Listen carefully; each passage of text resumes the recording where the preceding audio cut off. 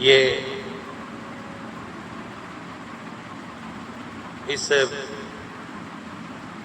पावन धरा पर आकर क्यों कथा सुन रहे हैं? कोई आपसे पूछे? केवल आस्था चैनल पर कथा आ रही है या टीवी पर कथा चल रही है तो उसमें आपका हाथ हिलाने के लिए आए हो? अरे बोलो बोलो, जम के बोलो। नहीं आए ना? ऐसा चैनल पर हाथ हिलाने के लिए हम लोग नहीं आए। हमारा आने का कारण क्या है? केवल उस महादेव की भक्ति को और उसके विश्वास को हमें हृदय से पक्का करना है और उस महादेव का एक बार दर्शन करना है, इसलिए हम यहाँ पर।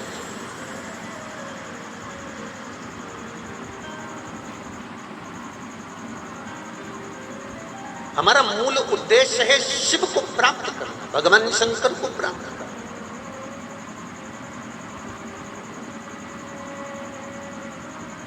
भाई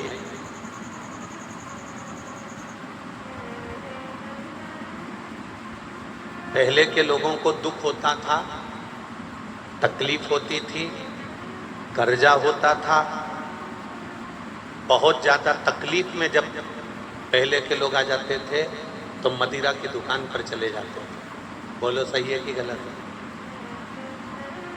और मदिरा वाला उनके हाथ में एक मदिरा की बोतल पकड़ा देता था।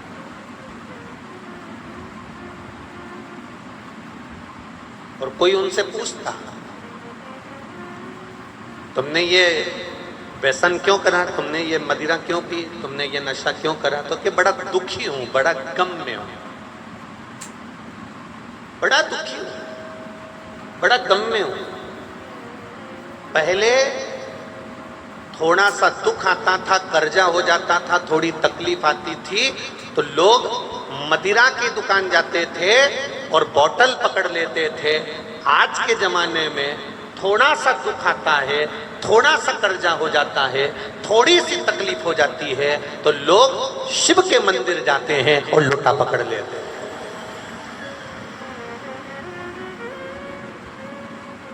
कई लोग कहते हैं पहले और आज में क्या अंतर है, हम उनसे इतना ही कहना चाहेंगे, पहले दुख आता था तो मदिरा की बोतल पकड़ते थे, आज दुख आता है तो मंदिर जाने के लिए जल का लोटा पकड़ते हैं। और उसमें डूबे तो परिवार और राख हो जाता है, और शिव भक्ति में डूबे तो परिवार निखर कर आगे बढ़ जाता है। ये शिव तत्व है, ये ओघड़ी का तत्व है, ये शंकर की कथा, ये उसका विश्वास, ये उसकी दृढ़ता है।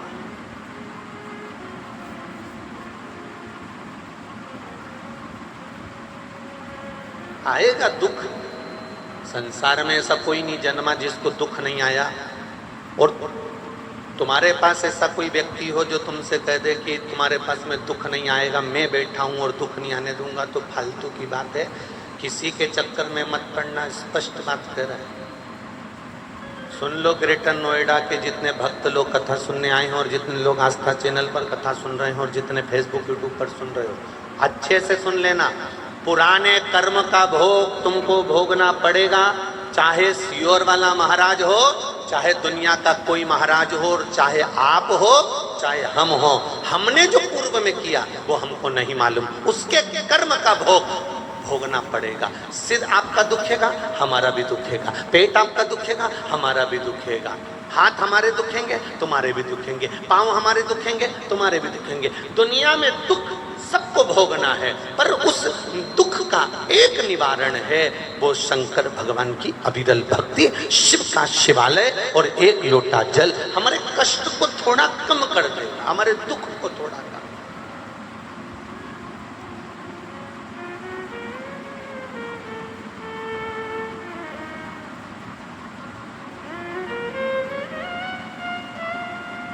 समस्या बहुत होगी पर निवारण केवल एक मेरा महादेव होगा, मेरा शिव।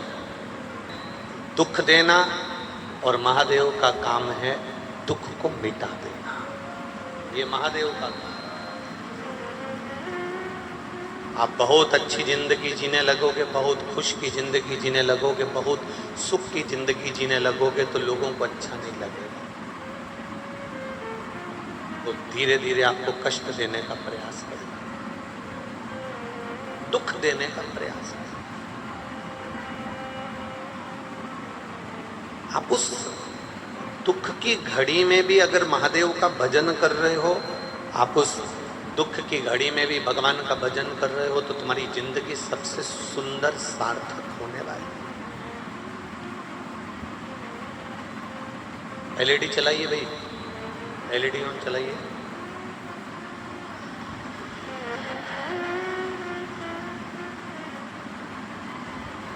एलईडी नहीं चल रही है, क्यों? तो फिर लगाई काय को है? इतनी सारी एलईडी जो चल नहीं रही है। ना लगाते तो लोगों को मालूम ही नहीं पड़ता कि एलईडी लगी है, वो यहीं आनंद ले लेते। जब लगाई है तो उसके पिन जोड़िए। श्री शिवाय नमस्तुभ्यम।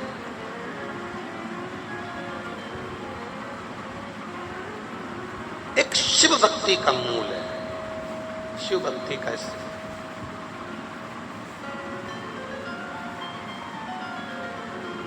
शिव महापुराण की कथा कह रही है, भगवान शंकर का गुणगान कह रहा है, शिव तत्व कह रहा है। मनुष्य का काम है आपको दुख देना, मनुष्य का काम है आपको तकलीफ देना, संसार के लोगों का काम है किसी न किसी रूप में आपके चरण को खींच कर नीचे लाना। पर उस महादेव का काम है आपने जिस हाथ से जल चढ़ाया है उस हाथ को पकड़कर आगे तक पहुंचा। ये मेरे महादेव का कार्य है, ये मेरे शिव का कार्य है।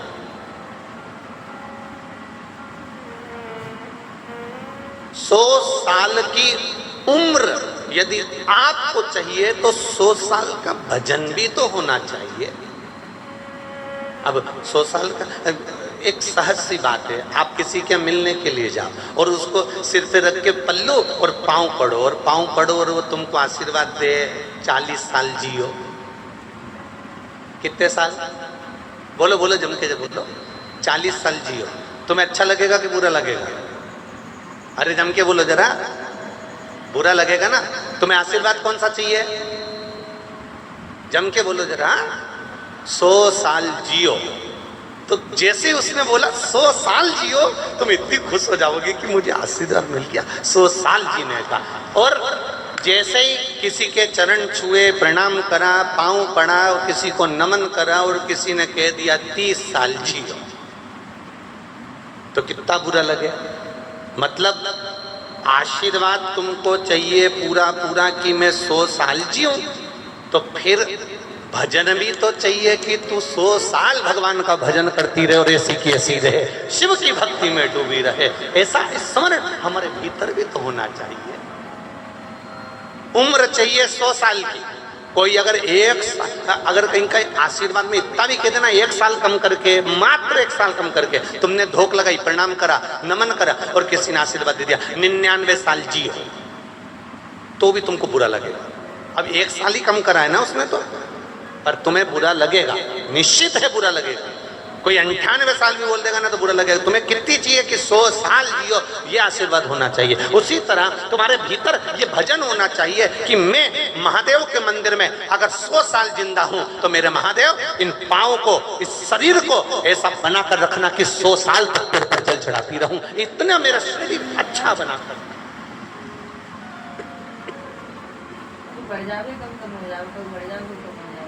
100 साल तक मैं आपके मंदिर आती रहूं।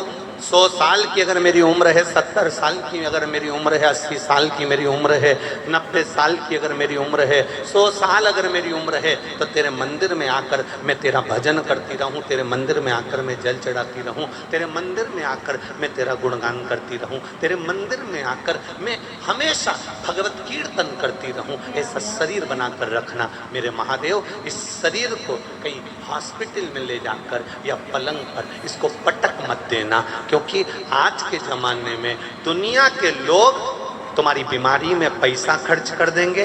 आज के ज़माने में दुनिया के लोग तुम्हें हॉस्पिटल में ले जाकर जमा कर देंगे। आज के ज़माने में दुनिया के लोग तुम्हारे लिए सब कुछ कर देंगे, पर तुम्हारे कष्ट को तुम्हें अकेले को भोगना पड़ेगा। इसलिए पलंग पर मत पटकना, तेरी शरण में पटकना। इतनी कृपा बना अंत समय प्रभु वचन दिया तो निभाना पड़ेगा। आए ना आए प्रभु कुटुंब कबीला, अंत समय प्रभु आना पड़ेगा। ओ वचन दिया तो निभाना पड़ेगा। ओ अंत समय प्रभु आना पड़ेगा। आपकी कृपा से मुझे मिले ये शरीर आपने दिया है तो संभाल दिया। कोई दूसरा नहीं सह सकता। कहा भगवान देवादिदेव महादेव ने, माता उमा तप कर रही है,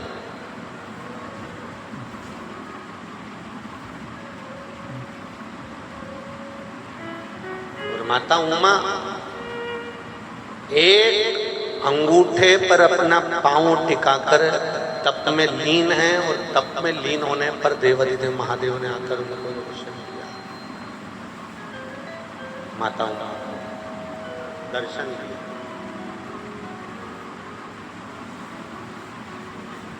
और दर्शन दिया, माता उमा ने मांगा क्या कि ये संपूर्ण ब्रह्मांड में देवताओं के पास में नवनिधियां हैं, नवनिधि केवल देवताओं के पास में विराजमान है। संसार के किसी व्यक्ति के पास में नवनिधि नहीं है। अगर नवनिधि होती तो शायद इनकी जिंदगी में कभी दुख नहीं आता, इनके जीवन में कभी तकलीफ नहीं आती, इनके जीवन में कभी कष्ट नहीं आता अगर नवनिधि इनके पास में होती।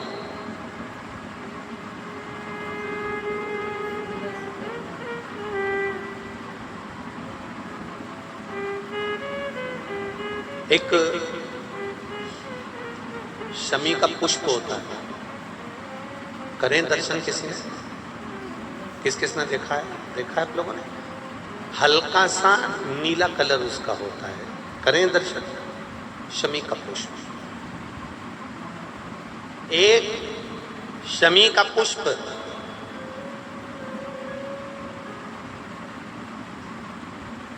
बारह महीने की शिवरात्रि आती है, 12 महीने एक ठेला चलाने वाला, रोड पर बैठकर कपड़े बेचने वाला, ट्रेन में एक साधारण सा व्यक्ति जो भिक्षा भी मांग रहा हो, ऐसा साधारण से साधारण व्यक्ति भी अगर शमी के पुष्प को 12 महीने जो शिवरात्रि आती है, उस शिवरात्रि पर बस शाम के समय पर प्रदोष काल में एक शमी का पुष्प यदि समर्पित करना चालू कर दे तो मेरा महादेव उसका हाथ पकड़कर उसकी उन्नति की और उसको ग्रहण कर देता, नीचे आ ही नहीं सकता। पंच पुष्पों का व्याख्यान हमारे यहाँ शिव महापुराण करती है। कितने पुष्प? जम के बोलो जरा ऐसा, पंच पुष्प। एक एक पुष्प की महत्वता आपके जीवन में होना चाहिए। कभी आपने विचार करा होगा कि भगवान कृष्ण जब रुक्मणी जी को लेकर आ रहे थे तो रुक्मणी जी के भाई की 5 चोटी भगवान कृष्ण ने क्यों कर दी? भागवत सुनिए सबने। तो भगवान कृष्ण ने रुक्मणी जी के भाई की रुक्मबाहु की ये 5 चोटियां क्यों कर दी? और आखिर 5 चोटी, गला फटा बेटा उसको देखो जरा, 5 चोटी अगर भगवान ने रुक्मबाहु की, भगवान ने कृष्ण ने रुक्मणी जी के भाइयों की अगर 5 चोटी करी तो वो 5 चोटी करने के बाद मेरे भगवान फिर रुक्मणी जी को ले जाते शंकर भगवान की आराधना के लिए क्यों रुके? शिव की आराधना करने के लिए आखिर महादेव क्यों रुकते और क्यों वहां पर पंच पुष्प समर्पित करते?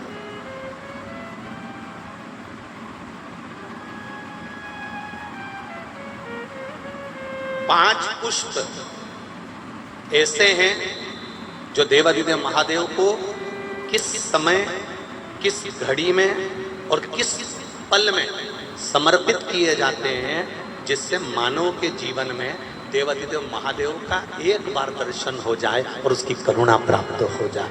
पंच पुष्प अब अभी तो जो कथा चल रही है वो नवनिधि चल रही है। नवनिधि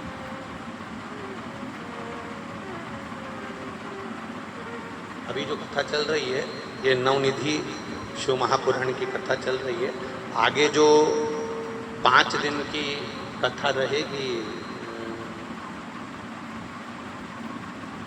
बदनावर मध्य प्रदेश में कोटेश्वर धाम में 5 दिन की जो कथा रहेगी 24, 25, 26, 27 और 28 मार्च।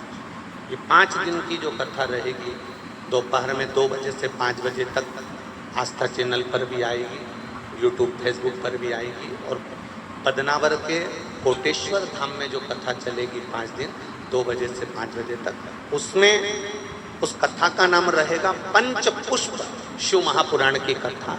एक एक फूल कौन सा महादेव को कब चढ़ाया जाए जिससे जिंदगी में कोई बड़ा रोग, कैंसर जैसा, लीवर जैसा, किडनी जैसा बड़ा रोग कभी जिंदगी में सम्मुख में ना आए, ऐसा कौन सा पुष्प शिव को चढ़ाया जाए कि जिंदगी में हमारे जीवन में जो दुख आया है वो कैसे कट जाए। उस पंच पुष्प को हम समझेंगे, वो 5 हम समझेंगे।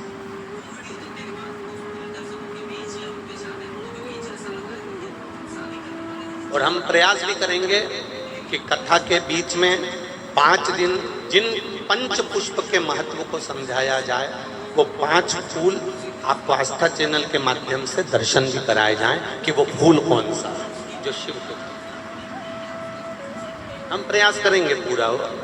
अगर वहाँ कोटेश्वर में और उधर बदनावर साइड में अगर वो पुष्प मिल गए तो हम आपको आस्था चैनल के माध्यम से दर्शन भी करेंगे कि वो कौन से पुष्प है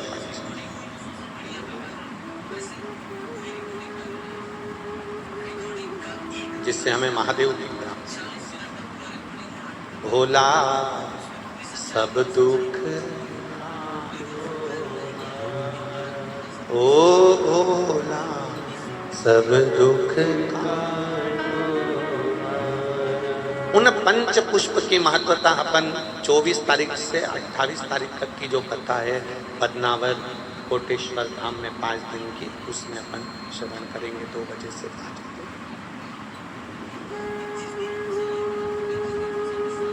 माता उमा प्रार्थना कर रही है देवदेव महादेव से कि नवनिधि संसार के लोगों को क्यों नहीं दे,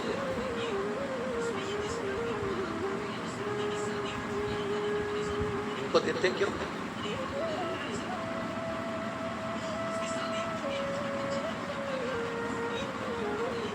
कारण क्या है कि इनको अपने नवनिधि नहीं दी। भगवान शिव ने कल कथा में वर्णन किया था कि विश्वास दृढ़ नहीं हो पाता, इसलिए इनको नवनिधि प्राप्त नहीं हो।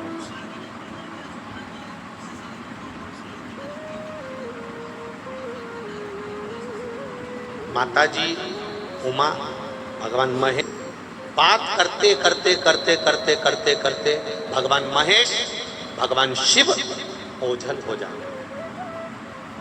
उमा माता उनको ढूंढ रही है, माता पार्वती, माँ उमा, माँ सती, माँ कात्यायनी, माँ कुष्मांडा, माँ स्कंदा, माँ उमा के रूप में उनको ढूंढ रही है। पर माँ उनको ढूंढते ढूंढते देवाधिदेव महादेव को थक जाती हैं, नहीं मिलती।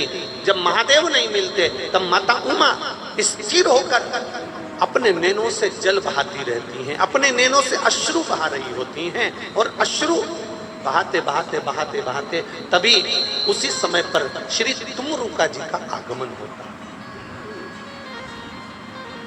उसी समय पर तुमरुका जी का आगमन होता। जब तुमरुका जी का आगमन हुआ, तुमरुका जी जब निकल के सम्मुख में आए,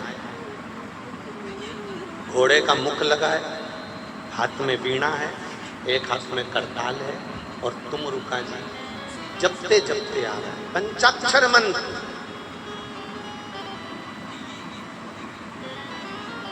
पंचाक्षर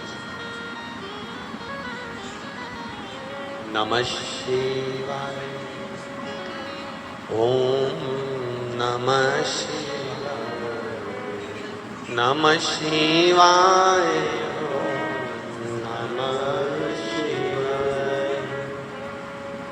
यज्ञ देखिए।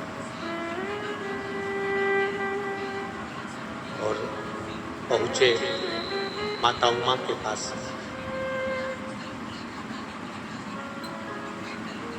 तुमरुका जी ने देखा आज माँ आप आंखों से आंसू बहा रही हो, नैनों से जल बहा रही हो, आप रो रही हो। माँ आपके रोने का कारण क्या है? क्यों रो रही हो आप? आपके रोने का कारण क्या है? जरा ध्यान से सुनना। ग्रेटर नोएडा के जितने भक्त लोग यहाँ आए हैं कथा सुनने के लिए, चूकना नहीं चाहिए कथा। तुम्हारी पड़ोसन कितनी भी बात करे, आप बहुत दूर से आए हो। ऑटो वाला भी सिटी में कम पैसे ले लेगा, पर इतनी दूर आने के कम से कम 500-600 रुपए लगते होंगे। ये मेरे हिसाब से बता रहे। इतनी दूर से आए हो आप, समय बर्बाद मत करना। किसी के इधर उधर अपने कानों को मत जाने देना। बहुत ध्यान लगाकर सुनना। 7 दिन की शिव पुराण हाथ से नहीं निकलना चाहिए।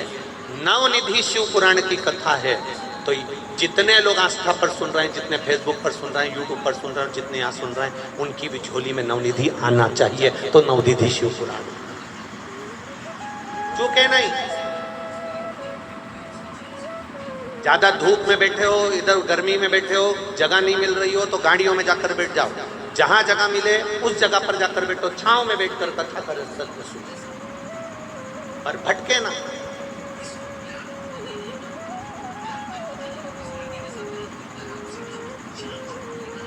क्यों रो रही हो माता उमा? तुम्हारे रोने का कारण क्या है? किस लिए रो रही हो? बहुत सुंदर बात यहां माता उमा का चरित्र कह रहा है। तुमको रोना भी आए ना, तुम्हारे जीवन में दुख भी आए, तुम्हारे जीवन में तकलीफ भी आए, तुम्हारे जीवन में कष्ट आए, परिवार वालों के सामने, रिश्तेदारों के सामने, कुटुंबियों के सामने, अपनों के सामने जाकर कभी मत रोना। अगर जीवन में दुख आया तो या तो किसी सदगुरु या फिर महादेव के चरणों में जाकर रोना, वो संभाल लेगा।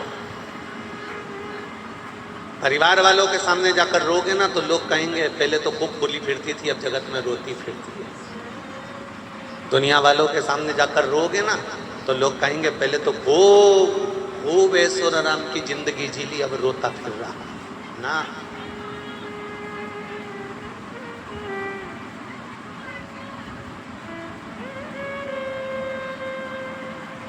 जो जिंदगी भर तुम्हारा पाँव खींच खींच के तुमको नीचे लाते हैं, वही एक दिन अर्थी में बांध कर तुम्हें शमशान ले जाते हैं, कोई दूसरा नहीं ले जाता।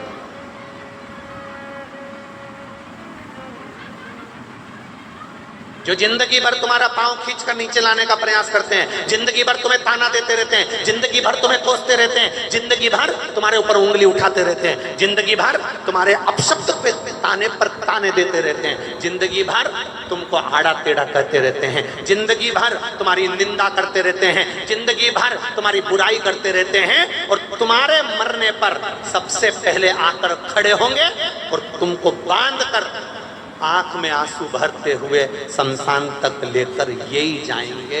क्योंकि इनकी जिंदगी निकल गई निंदा करते करते, चुगली करते करते, बुराई करते करते। अब मौका मिला है इस कलेजे को ठंडा करने का, इसलिए शमशान तक भी लेकर यही जाए। तो किसके आगे रोए हम? किसके आगे रोएंगे? एक बेटी कहती है मेरे को दुख आता है तो मैं अपने मायके में जाकर रोती हूँ। तुम्हारे पिताजी ने, तुम्हारी माताजी ने तुम्हारा कन्यादान कर दिया, कन्यादान कर दिया। अब माता पिता के पास जाकर रोने से मतलब नहीं है। जब कन्यादान करा तो हमारे यहाँ पति को परमेश्वर कहते हैं। जिस समय पर फेरे डल रहे थे उस समय पर एक खंभ मंडप में लगा हुआ था जिसको मानक खंभ कहते हैं। वो खंभ कोई दूसरा नहीं होता, वो महादेव का प्रतीक होता है। उसके सामने फेरे डले हैं तो उसके सामने जाकर कहो, उससे जाकर कहो। जीवन में दुख आए तो उसके पास में जाकर बैठो, उसके चरणों में जाकर बैठो। मेरे बाबा दया करना, मैं तेरे भरोसे, मेरे शंभु दया करना, मैं तेरे भरोसे। ना घर के भरोसे हूँ, ना परिवार के भरोसे हूँ, ना घर के भरोसे, ना परिवार के भरोसे। मेरे बाबा दया करना,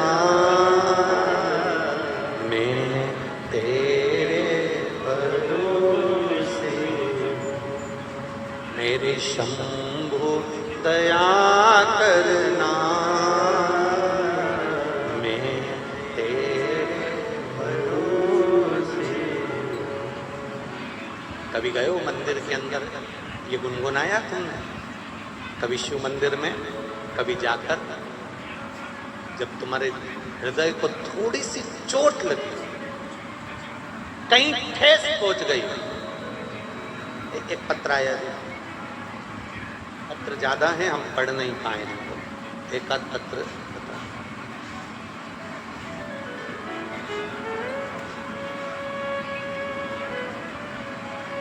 मैं सीमा वर्मा फरीदाबाद से आई है, कहीं बैठी हो तो हाथ हिलाइए। सीमा वर्मा फरीदाबाद, आप ही हैं? दोनों हाथ हिला दो ऐसा। श्री शिवाय नमस्ते, दोनों हाथ हिला दो ऐसा। मैं सीमा वर्मा फरीदाबाद से हूँ। गुरुजी, मेरे भोले बाबा का क्या बखान करूं, उनकी महिमा का क्या गुणगान करूं, किस मुंह से करूं मेरे बाबा की महिमा का अपरंपार। गुरुजी, सुना था कि ऊपर वाला जब भी देता है छप्पर फाड़ के देता है।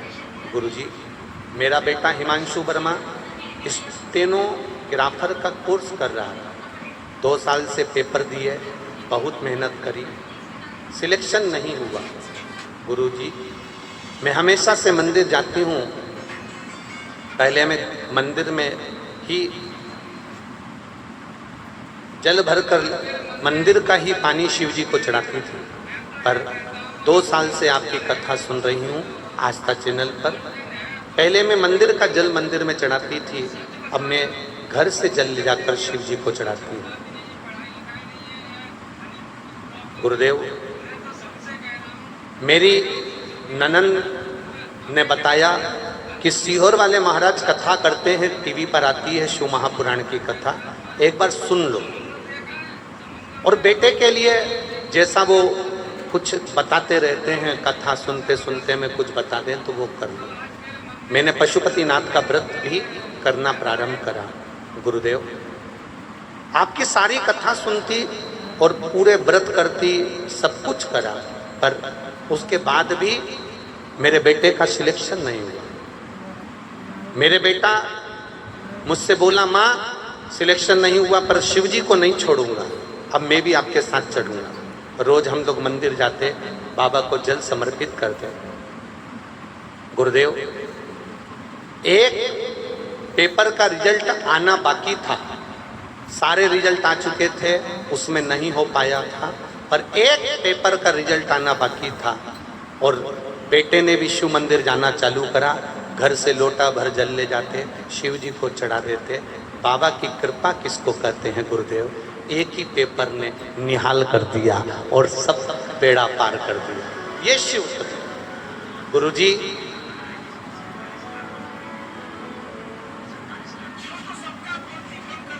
बेटे को निहाल तो करा, साथ में इतना नाम चला दिया, इतना नाम चला दिया कि अखबार तकों में भी मेरे बेटे का नाम चलता रहा। ये शिव तत्व है। भजन की एक लाइन लिखी है, भर दिया भंडार कर दिया माला।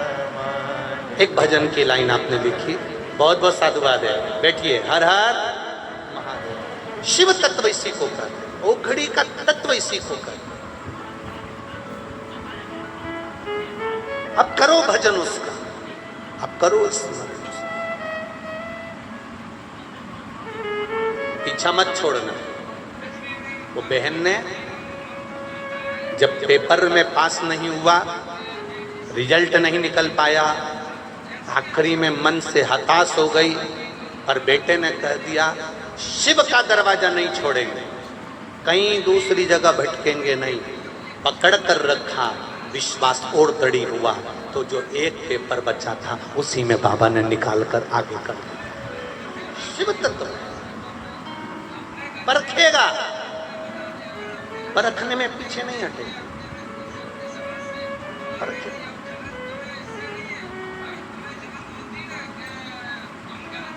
परखने दो उसे। सोना जितना तपाया जाएगा उसमें उतनी निखार आती चलेगी, उतनी निखार, परखने दो उसे।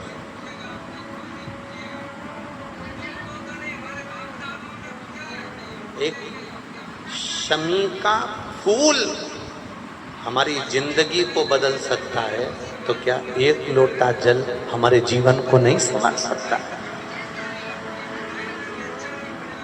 और वो शमी का फूल तो हम केवल शिवरात्रि के शिवरात्रि चढ़ा, 5 पुष्प हैं जिसको हमें समझना है। भले अभी कथा नवनिधि चल रही है, पर वो 5 दिन की जो नवरात्रि में कथा होने वाली है, 5 दिन की जो कोटेश्वर में कथा, उसमें आप जरूर सुनना 5 फूल।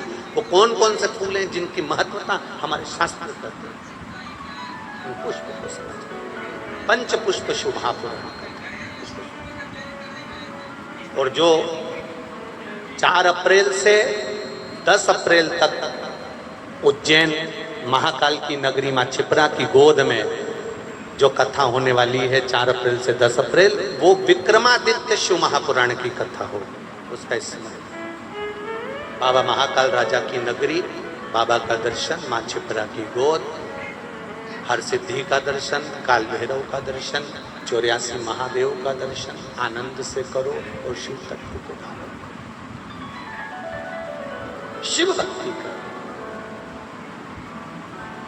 देखिए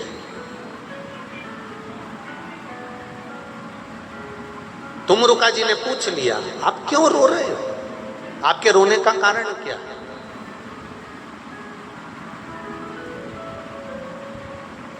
आप किसी दूसरे के पास में जाकर रोगे ना,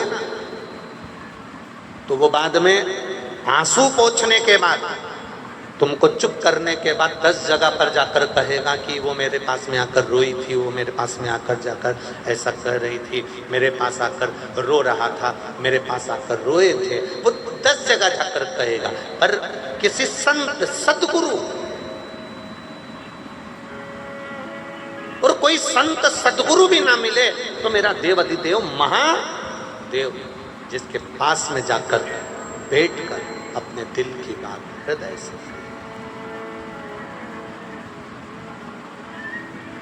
कभी किसी शिव मंदिर में जब तुम्हारा दिल ना लगे, तब शंकर के मंदिर में जाकर बैठकर, मेरे बाबा दया करना, मैं तेरे भरोसे, किसी शिव मंदिर में बैठकर एक बार गुनगुनाना दिल से, हृदय से, दिखावे से नहीं, किसी को देखकर नहीं गुनगुनाना। हमें हमारे बाबा को, हमारे शस्त्र को कहना, हमारे त्रिकालदर्शी कैलाशी अविनाशी को कहना, उसको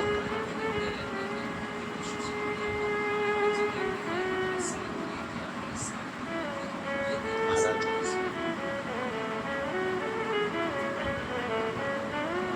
गंगा दीवानी तेरी यमुना दीवानी,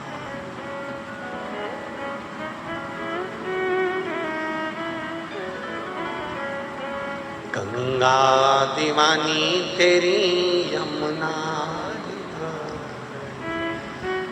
गंगा को जटा में सजा लो भोले जी, गंगा को जटा में समा लो भोले जी, चरणों की दासी बना लो भोले जी, मुझे चरणों की दासी बना लो भोले जी, चरणों की दासी बना लो भोले जी, मुझे चरणों की दासी बना लो भोले जी। हो गई मैं तेरी दीवानी भोले जी, हो गई मैं तेरी दीवानी भोले जी, हो गई मैं तेरी दीवानी भोले जी, हो गई मैं तेरी दीवानी भोले जी, अपने चरणों की दासी बना लो भोले जी, अपने चरणों की दासी बना लो भोले जी, हाँ चरणों की दासी बना लो भोले जी, अपने चरणों की दासी बना लो भोले जी। हो गई मैं तेरी दीवानी भोले जी, हो गई मैं तेरी दीवानी भोले जी, हो गई मैं तेरी दीवानी भोले जी, हो गई मैं तेरी दीवानी भोले जी, हाँ चरणों की दासी बना लो भोले जी, अपने चरणों की दासी बना लो भोले जी, मुझे चरणों की दासी बना लो भोले जी, मुझे चरणों की दासी बना लो भोले जी। भाव से दोनों हाथों से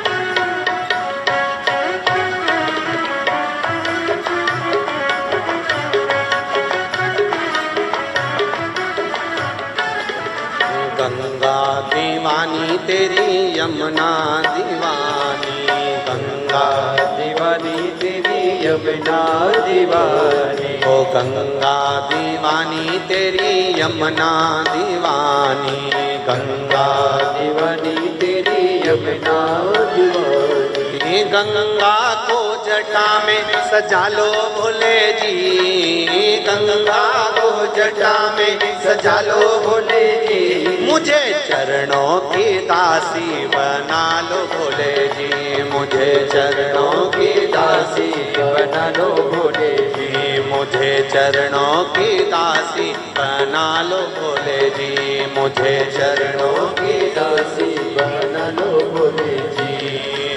हो गई मैं तेरी दीवानी भोले जी, हो गई मैं तेरी दीवानी भोले जी, हो गई मैं तेरी दीवानी भोले जी, हो गई मैं तेरी दीवानी भोले जी। मुझे चरणों की दासी बना लो भोले जी, मुझे चरणों की दासी बना लो भोले जी, मुझे चरणों की दासी बना लो भोले जी, मुझे चरणों की दासी बना लो भोले जी। भाव से दोनों हाथों से आनंद के साथ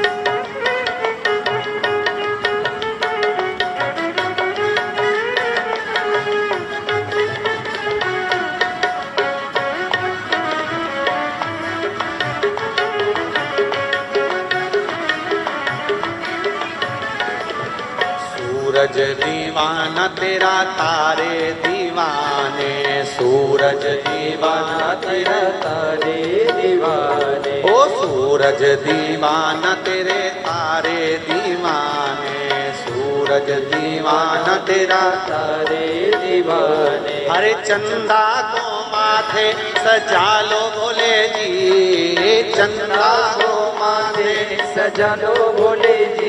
मुझे चरणों की दासी बना लो भोले जी, मुझे चरणों की दासी बना लो भोले जी, मुझे मुझे चरणों की दासी बना लो भोले जी, मुझे चरणों की दासी बना लो भोले जी।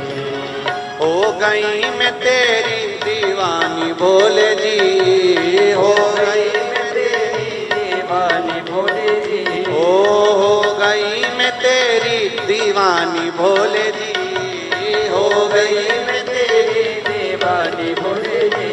मुझे चरणों की दासी बना लो भोले जी, मुझे चरणों की दासी बना लो भोले जी। ओ मुझे चरणों की दासी बना लो भोले जी, मुझे चरणों की दासी बना लो भोले जी। ब्रह्मा दीवाने तेरे विष्णु दीवाने, ब्रह्मा दीवाने तेरे विष्णु दीवाने। ओ ब्रह्मा दीवाने तेरे विष्णु दीवाने, ब्रह्मा दीवाने तेरे विष्णु दीवाने। अरे डमरू की तान सुना तो बोले जी, डमरू की तान सुना तो भोले जी। मुझे डमरू की तान सुना दो भोले जी, डमरू की तान सुना दो भोले जी।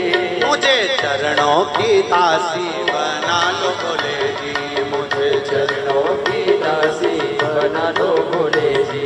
मुझे चरणों की दासी बना लो भोले जी, मुझे चरणों की दासी बना लो भोले जी। हो गई मैं तेरी दीवानी भोले जी, हो गई मैं तेरी दीवानी भोले जी। हो गई मैं तेरी दीवानी भोले जी, हो गई मैं तेरी दीवानी भोले जी। मुझे चरणों की दासी बना लो भोले जी, मुझे चरणों की दासी बना लो भोले जी। मुझे चरणों की दासी बना लो भोले जी, मुझे चरणों की दासी बना लो भोले जी। मुझे चरणों की दासी बना लो भोले जी, मुझे चरणों की दासी बना लो भोले। हर हर महा अपने स्थान पर बैठकर भगवान देवादिदेव महादेव से अपने हृदय की बात, अपने दिल की बात भाव के साथ स्मरण के साथ हृदय से बाबा से प्रार्थना करते दिल से।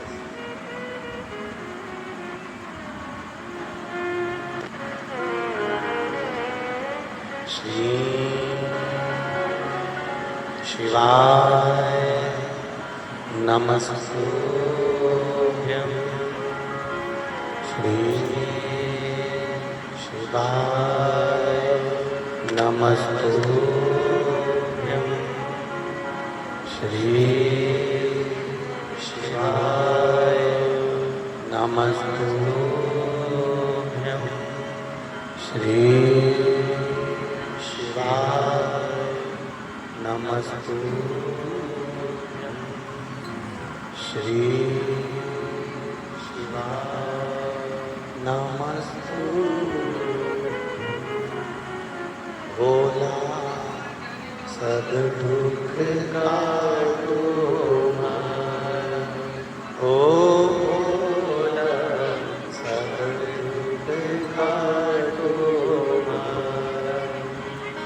शिव शंकर जपूं तेरी माला, भोले बाबा जपूं तेरी माला, भोला सब दुख काटो मारो, ओ भोला सब दुख काटो मारो।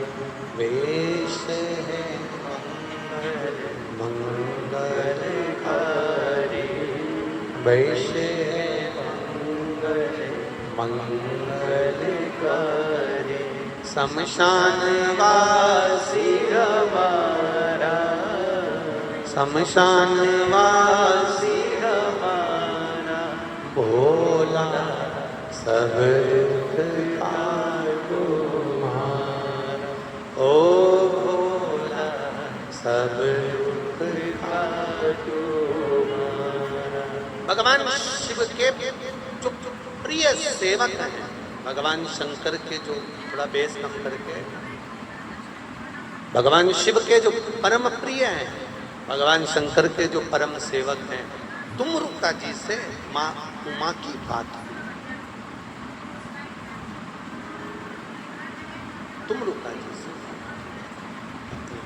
दिल से माँ उमा, तुमरुका जी से कह रही,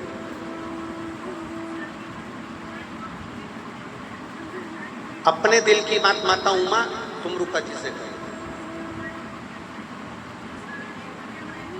कभी कभी कभी जब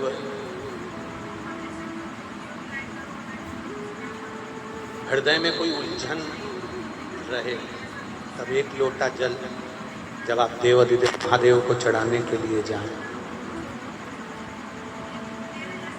लगे बहुत सी उलझने, बहुत उलझन, जल चढ़ाते समय तुमरुका जी के नाम का स्मरण करो। क्या नाम बोलोगे? बोलो बोलो, जम के बोलो।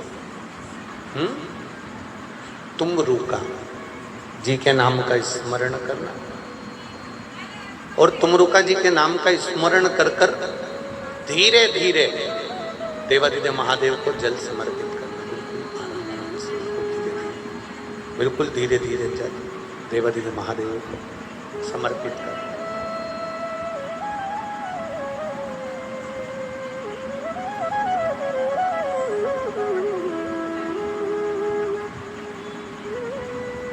बस बूंद बूंद मत चढ़ाना, नहीं तो तुम लोग धीरे धीरे का मतलब ये हो जाता है कि बूंद बूंद चढ़ाने लगो। ऐसा नहीं, धार चलना चाहिए, पर वो स्लो वाली धार, आराम से।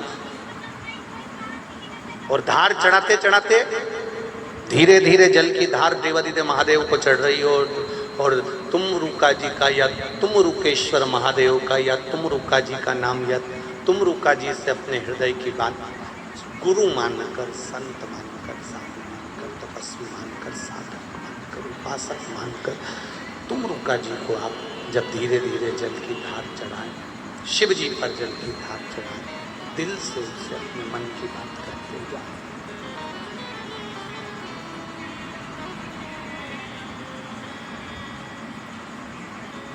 जल चढ़ाया हुआ, आप आते हो तो थोड़ा सा जल लेकर आते हो घर, बोलो जम के बोलो जरा, लाते हो ना, उसी में से जो तुमने अपने मन की बात कहकर तुमरुका जी से, शिव जी से, एक जो शिव के प्रबल सेवक हैं, जो शंकर के परम उपासक, जो शिव के दिन रात गुणगान करने वाले, ऐसे तुमरुका जी का नाम लेकर जो तुमने जल चढ़ाया है, वो जल चढ़ाकर उसका थोड़ा सा भाग लाकर अपने दरवाजे के चारों तरफ उसको छींटना या आचमन करना। 1 घंटा, 1.5 घंटा, 2 घंटे जो तुम्हारे हृदय में बेचैनी सी लग रही थी, कुछ उलझन सी लग रही थी, मेरा तुमरुका बाबा मेरे महादेव को अपने दिल की बात कह देता है और उलझन सुलझा देता है। तुम अपने चित्त की बात बाबा से कहें, अपने हृदय की बात बाबा से कहें, और जल की धार चढ़ाते चढ़ाते क्या नाम लेना है आपको? सब जम के बोलिए एक बार, तुमरुका या तुमरुकेश्वर महादेव।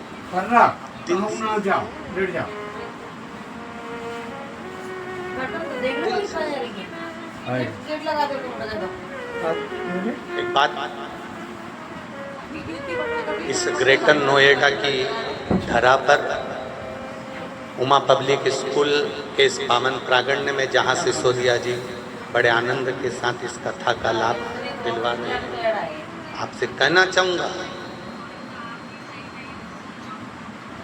कमाओ, खूब कमाओ, दिल से कमाई करो, दिल से पैसा कमाओ, दिल से आप खूब कमाओ, पर कमाने में इतने मत डूब जाना कि शरीर में कोई बीमारी उत्पन्न कर लो, और मालूम पड़े जो तुमने कमाया है वो सब बीमारी में भरते चले जाओ। ऐसा मत कमाओ, कमाओ, खूब कमाओ, पर कमाई के साथ में थोड़ा थोड़ा भजन, कमाई के साथ में थोड़ा थोड़ा स्मरण, कमाई के साथ में थोड़ा थोड़ा मंत्र जाप, कमाई के साथ में थोड़ा थोड़ा नाम जाप जरूरी है, जरूरी। और आप जब देवाधिदेव महादेव से जुड़ जाओगे, आप शंकर भगवान से जुड़ जाओगे, आप भगवान शिव की भक्ति में लग जाओगे, तो आप स्वयं कमाओगे भी और भगवान का गुणगान गाओगे। एक पत्र आया है, पत्र में उन्होंने पूरी डॉक्टर की फाइल लगाई है। आप उस पूरी जो 2017 से जो सोरेसिस की बीमारी हुई है, और सोरेसिस में भी वो सोरेसिस की बीमारी जिसके अंदर शरीर के अंग में पानी भरा जाता है, पीप भरा जाता है, पस भरा जाता है और वो पस फूट कर निकलता है, ऐसी बीमारी। उसके पूरे मेडिकल के कागज आप एलईडियाँ लगी हैं उसमें देख सकते हो, और जो आस्था चैनल के माध्यम से देख रहे हो पूरी फाइल आप डॉक्टरों की देख सकते हो, पूरी फाइल। अब पत्र देखिए, उस पत्र में फोटो भी देख लीजिए। जो जिस तरह का सोरेसिस होता था, हाथ में, पाँव में, शरीर में उंगलियां पानी से, पस से भरा जाती थी, फूट जाती थी, वो सोरेसिस बड़ा विचित्र था। अब चित्र देखने के बाद में पत्र का स्मरण करें। मेरा नाम संजू है, मेरी उम्र 35 वर्ष है, मैं मध्य प्रदेश भिंड गांव पांडरी की रहने वाली हूँ। कहीं बैठी हूँ तो हाथ हिलाइएगा, कहीं पर बैठी हूँ तो हाथ हिलाइएगा, जहाँ कहीं भी बैठी हूँ दोनों हाथ ऐसे हिला देना, दोनों हाथ हिला दो एक बार, जहाँ कहीं भी बैठी हूँ। मेरा नाम संजू है, मेरी उम्र 35 वर्ष है, मैं मध्य प्रदेश भिंड गांव पांडरी की रहने वाली हूँ और मैं अभी दिल्ली उत्तम नगर में रहती हूँ। मेरा फ़ोन नंबर ये है। गुरुजी, मेरे बाबा की महिमा का क्या बखान करूँ गुरुजी। मेरे पति इंडियन आर्मी में कार्यरत हैं, उनकी पोस्टिंग असम तेजपुर में आई है। हम वहाँ गए, वहीं से मुझे एक बीमारी हुई जिसका नाम पस्चुलर सोराइसिस है। गुरुजी 2017 में अगस्त से ये बीमारी मुझे हुई है, जिससे मेरे पैर के अंगूठे में पस पड़ने लगा, हाथ की उंगलियों में पस पड़ने लगा, नाखून भी सारे के सारे सड़ने लगे, नाखून निकलने लगे, पस बहने लगा। डॉक्टरों ने ऑपरेशन करके नाखूनों को निकाल दिया। डॉक्टर रोज मेरे पैर में, मेरे हाथ में पट्टी पर पट्टी बांधने लगे, पर पस बंद नहीं होता था, पूरा हिस्सा सड़े जैसा हो गया था। पट्टी करते 2 दिन में फिर पट्टी बदलना पड़ती। 5 साल हो गए पर आराम नहीं लगा गुरुजी। तब आर्मी हॉस्पिटल में दिखाया, दिल्ली में दिखाया, अम्बा में दिखाया, जयपुर में दिखाया, आगरा, भिंड, ऐसी कोई हॉस्पिटल नहीं था जहाँ पर नहीं दिखाया। सब जगह पर एक ही बात कही गई कि ये बीमारी कभी ठीक नहीं होती है, ये बीमारी मरते दम तक रहती है। लाखों करोड़ों खर्च कर दिए पर ठीक नहीं हुई। गुरुजी, मेरे पति और मेरे बच्चे के बारे में सोचती हूँ तो दुख होता था कि इनका क्या होगा। इतनी बड़ी बीमारी मेरे शरीर में हो गई, पूरा परिवार मेरे कारण दुखी है, नींद में नहीं आती थी, इतना दर्द, इतनी तकलीफ होती थी। मेरे परिवार, मेरे बच्चे और मेरे पति सब ने मेरा बहुत साथ दिया, पर मेरी बीमारी बहुत ज़्यादा थी। गुरुजी, फिर एक दिन मेरे एक सहेली ने फ़ोन पर बताया, जयपुर की रहने वाली है, उसने मुझे बताया कि सियोर वाला महाराज कथा करता है, पशुपति व्रत के बारे में बताता है, शिव महापुराण की कथा आस्था चैनल पर आती है, आधा घंटा सुन ले। मैंने पशुपति नाथ का व्रत उसी आस्था चैनल पर सुनकर प्रारंभ करा। मंदिर जाती, शरीर हाथ पैर की उंगलियां बड़ी बेकार हो चुकी थी, चलने में भी तकलीफ होती थी। गुरुदेव बाबा का व्रत करना प्रारंभ करा, पशुपति व्रत करना प्रारंभ करा, शिव जी पे 1 लोटा जल चढ़ाती, उस पानी को झेल कर पी लेती, उसी पानी को भर कर लाती, अपने शरीर पर लगा लेती। गुरुदेव जिस रोग को 5 साल हो गए ठीक नहीं हुआ, फिर आपने एक कथा में बता दिया 5 लौंग, 7 काली मिर्ची, 5 बबूल का पत्ता और गुलाब के वृक्ष के कांटे वाला जो प्रयोग आपने बताया था वो मैंने करा, और करने के ठीक तीसरे दिन मेरी बीमारी धीरे धीरे ठीक होना प्रारंभ हो गई। अर्थात शिव महापुराण की कथा कहती है, भगवान शंकर का संवाद कहता है, शिव महापुराण की कथा कह रही है, केवल शरीर के माध्यम से भगवान का भजन नहीं करना, केवल शरीर के माध्यम से हमें परमात्मा को नहीं पुकारना।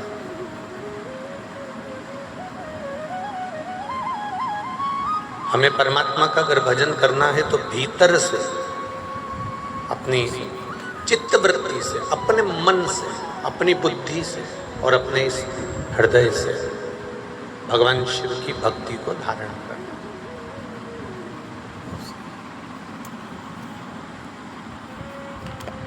एक माँ अपने घर में काम कर रही है, अपने काम में लगी हुई है, और किसी ने कहा कि तुम्हारा बच्चा रो रहा है, तुम्हारा बेटा रो रहा है। किसी ने कह दिया तुम्हारा बच्चा रो रहा है, माँ ने कहा वो तो रोने दे, वो तो दिन भर यही काम है उसका, रोता ही रहता है।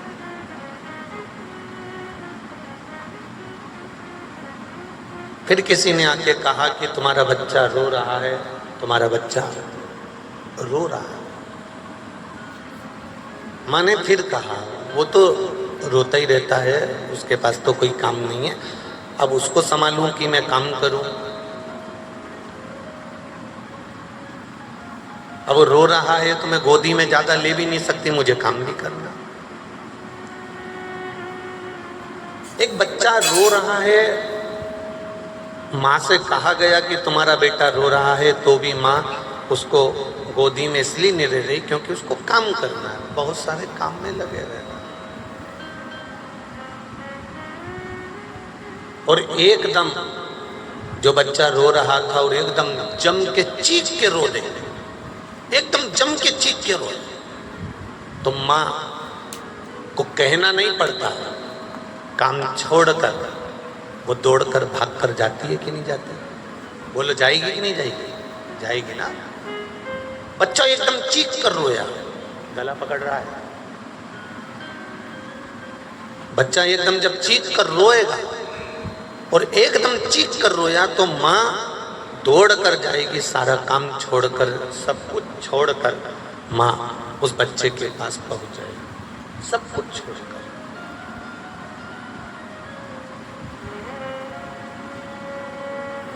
उसी तरह बच्चा पहले रोया, बच्चा रो रहा है तो माँ ने ध्यान नहीं दिया।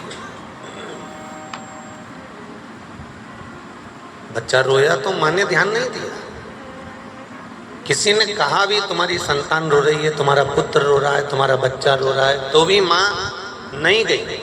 पर जब बच्चा चीख कर रोया तो माँ दौड़ कर